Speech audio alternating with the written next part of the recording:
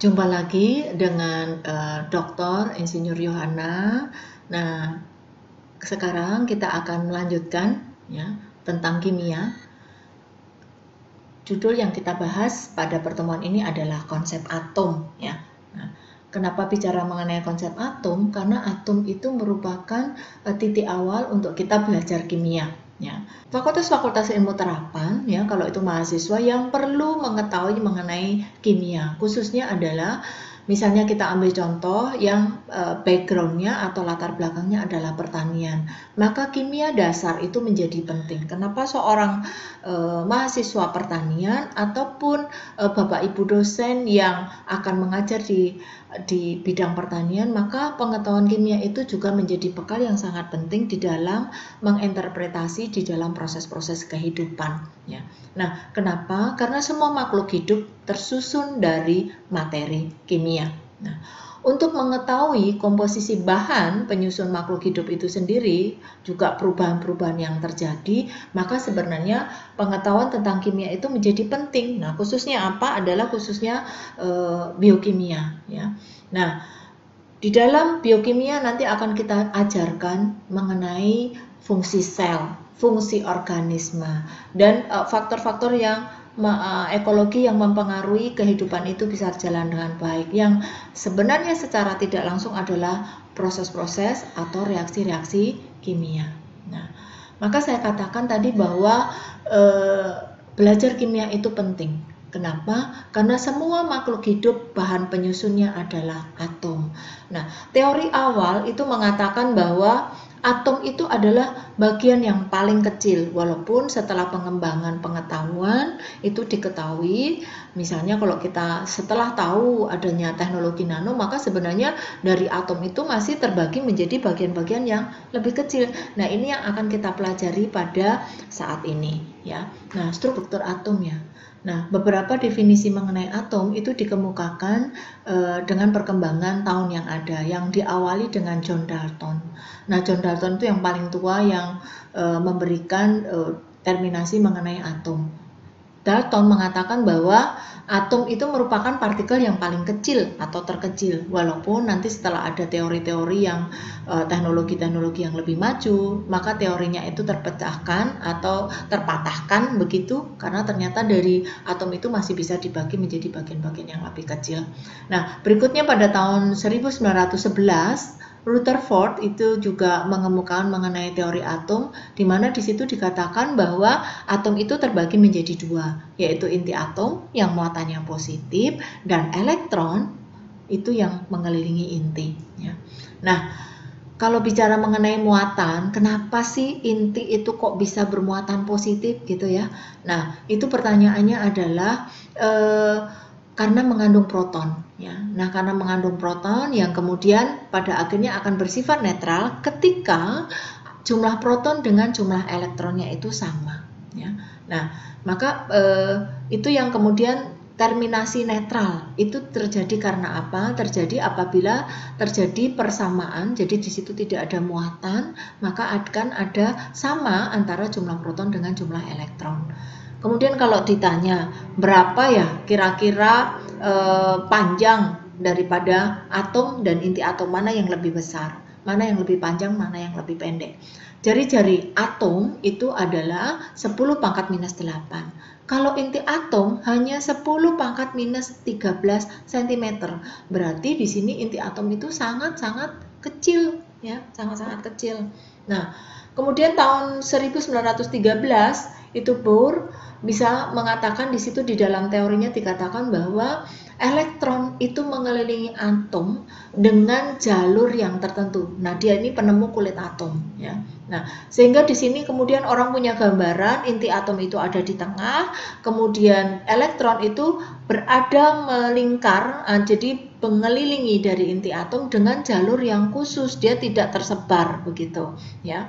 Nah, di tengah di inti atom juga ditemukan adanya proton dan neutron, kemudian yang mengelilingi atom itu disebut dengan elektron yang muatannya negatif. Nah, maka kesimpulannya kemudian kalau kita bandingkan satu dengan yang lain, penyusun atom itu sendiri, yaitu proton, neutron, dan elektron, maka sebenarnya di situ kita bisa bandingkan mengenai tempat, massa relatif maupun muatannya. Ya, kita lihat, kalau proton berarti letaknya di inti, neutron letaknya di inti juga, elektron letaknya di kulit. Ya, itu beda yang untuk tempatnya. Nah, kemudian masanya, siapa yang paling besar dan siapa yang paling kecil. Untuk proton dan neutron, itu masanya hampir sama. Proton 1,673 kali 10 pangkat minus 24, kalau neutron 1,675 kali 10 pangkat minus 24. Sedangkan elektron, masanya adalah lebih kecil, yaitu 9,11 kali 10 pangkat minus 28. Nah, untuk massa relatifnya, itu proton itu 1, neutron 1, dan elektron lebih kecil yaitu 1 per 1840. Untuk muatannya, proton itu positif, neutron itu 0 atau netral, kemudian elektron itu minus 1. Ya. Nah, karakter untuk atom sudah kita ketahui.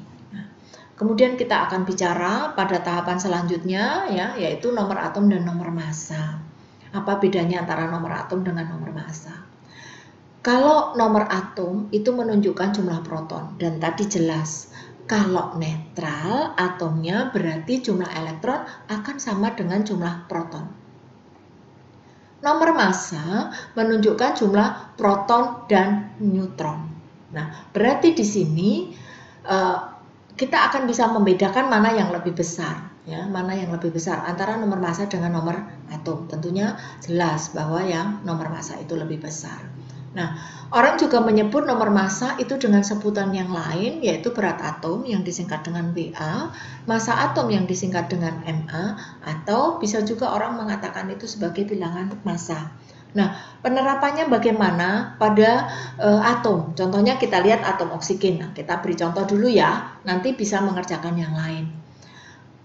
Oksigen itu mempunyai nomor atom 8, kemudian mempunyai nomor massa 16. Nah, maka di sini kalau ditanya, pada oksigen itu jumlah protonnya berapa? Maka jawabannya jelas 8. Jumlah elektronnya berapa untuk atom ini? Maka bisa kita lihat atomnya ada muatannya enggak? Negatif atau positif? Ternyata enggak. Berarti di sini dalam kondisi netral.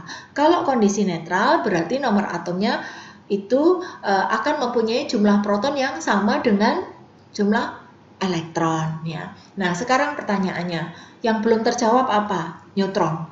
Bagaimana untuk mencari neutron? Mencari neutron itu bisa pengurangan dari nomor massa dengan nomor atom, ya. Karena apa? Karena kita bisa tahu kalau nanti neutron itu ditambahkan dengan proton akan diperoleh bilangan massa atau nomor massa. Maka dibalik, kalau kita nggak tahu boleh dikurang nih, 16 dikurangi 8 maka ketemu itu berapa jumlah neutronnya, berarti 8. Untuk kasus ini jumlah elektron, jumlah proton, dan jumlah neutronnya sama. Ya. Nah, maka adik-adik semua, mahasiswa semua, Bapak Ibu yang akan mempersiapkan untuk mata kuliah ataupun pelajaran kimia, maka bisa memberikan latihan untuk muridnya, mahasiswanya. Tetap semangat, ya. Nah, oke. Nah, kalau kita sudah mendengar nih, ya, sudah mendengar mengenai nomor atom, nomor massa, ada nggak sebenarnya apabila satu unsur yang atomnya itu sama tapi massanya beda, itu bagaimana? Kan ada kemungkinan satu unsur itu punya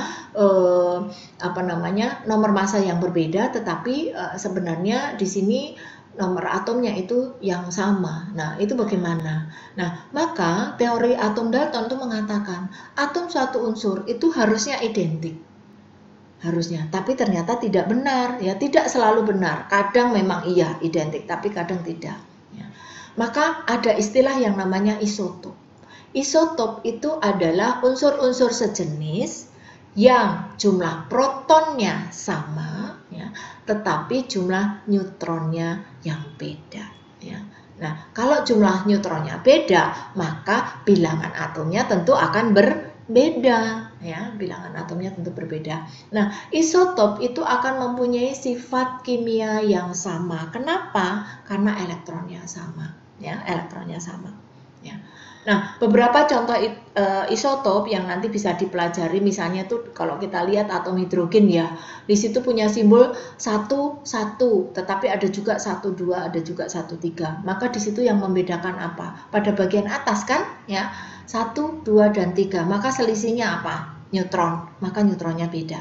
Nah, ini 1, 1, 1, 2, dan 1, 3 itu isotop. Demikian juga karbon 6, 12, 6, 13, 6, 14, oksigen 8, 16, 8, 17, 8, 18, klor 17, 35, 17, 37. Maka nanti yang bagian bawahnya sama semua, yang beda itu atasnya, maka yang membedakan nanti neutronnya.